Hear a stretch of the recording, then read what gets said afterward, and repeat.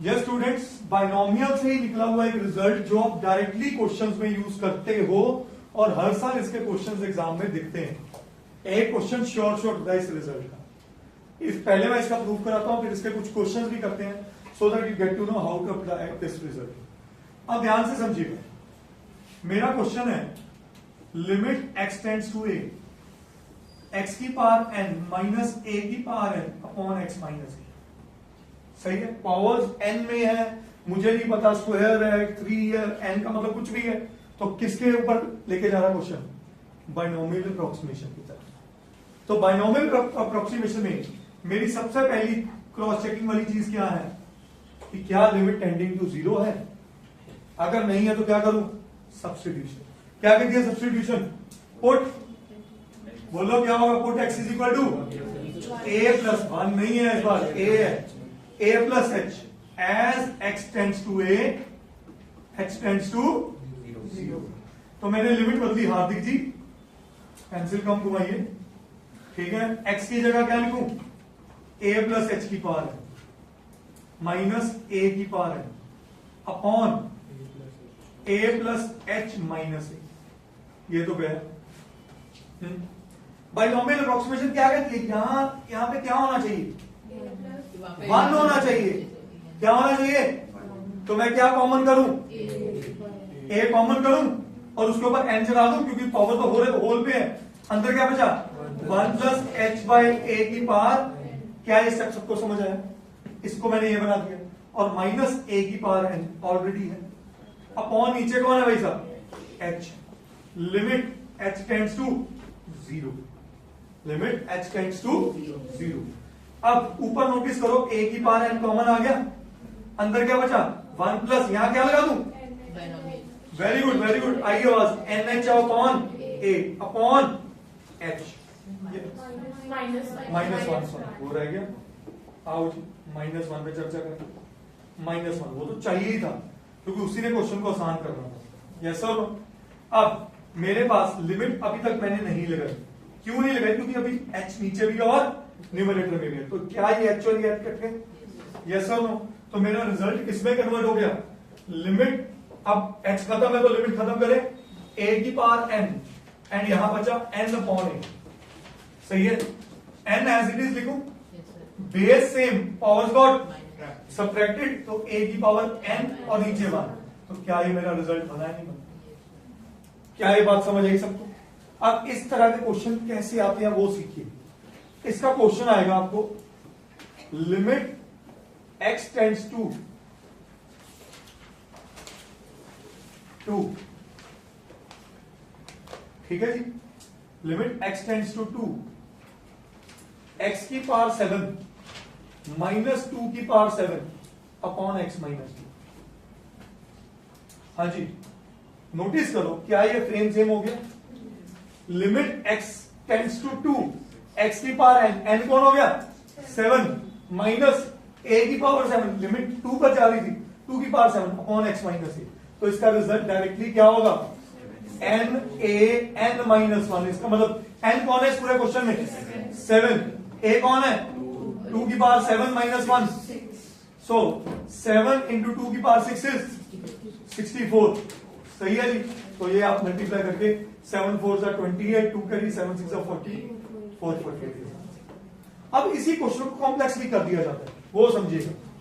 Question है limit x tends to 2, x की power 7 minus 2 की पावर 7 ओवर x की पावर 3 माइनस 2 की पावर 3।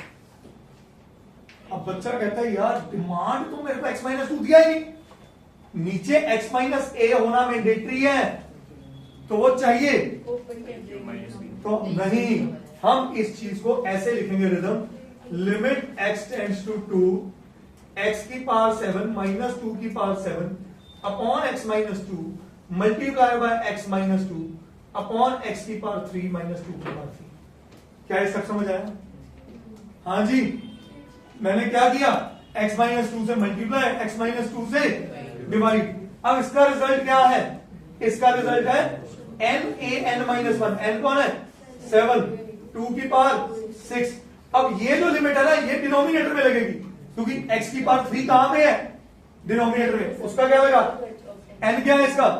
3, 2 की पावर 3 माइनस 1 2, तो मेरा आंसर बना 7/3 इंटू 2 की पावर 4, विच इज 7/3 इंटू 2 की power 4 is 16, 16 7 102 112 upon 3 and that's my answer. Sir अगर हम डिनोमिनेटर में a cube minus b cube लगाए तो भी आ सकता सेम है, a माइनस b आ जाएगा। हाँ सेम आए, पर अब हमें जब डायरेक्ट रिजल्ट पता चल गया, व्हाई नॉट तो अप्लाई दैट, करिए प्लीज।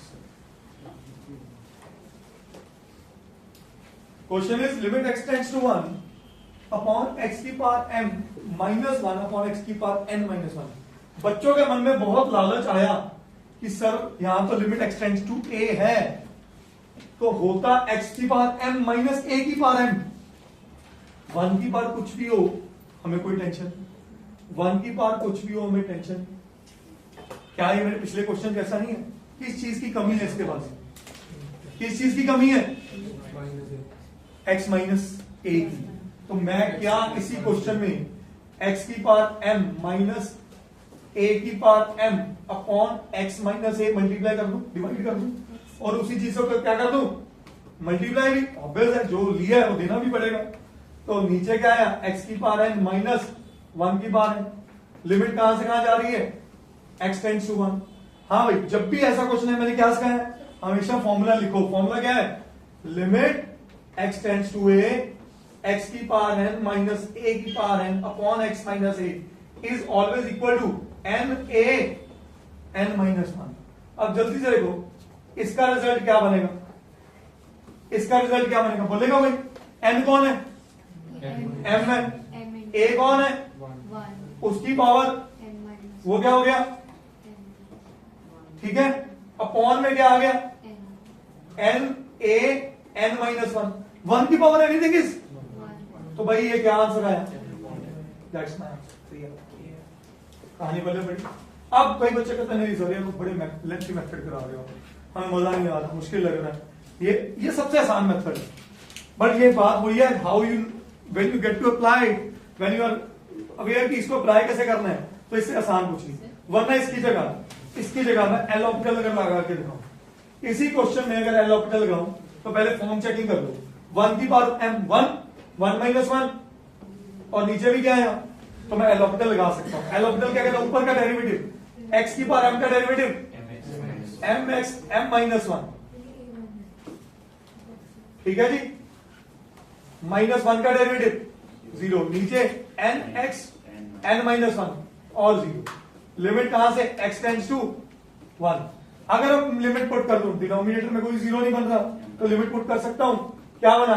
m इंटू 1 की पावर और नीचे n इंटू 1 की पावर 1 की पावर एनीथिंग इज, तो आंसर क्या आया? समझ आ गई? आप इसी क्वेश्चन को एक और मेथड कौन से कर सकते हो पता है? बाय नॉमिनल कौन से मेथड लगा करिए।